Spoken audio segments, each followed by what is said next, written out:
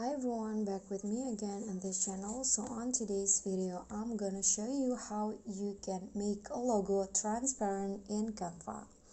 So here I've already opened the Canva apps on my phone and I've already add my logo here.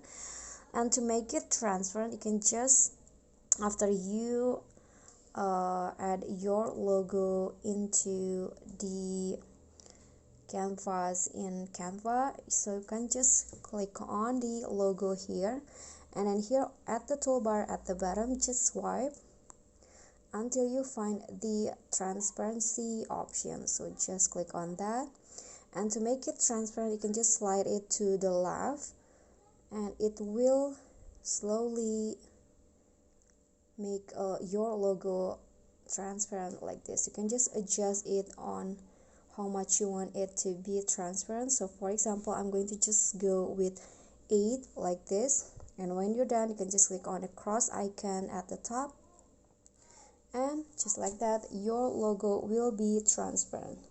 Okay guys, so that's all from me. I hope this will be helpful.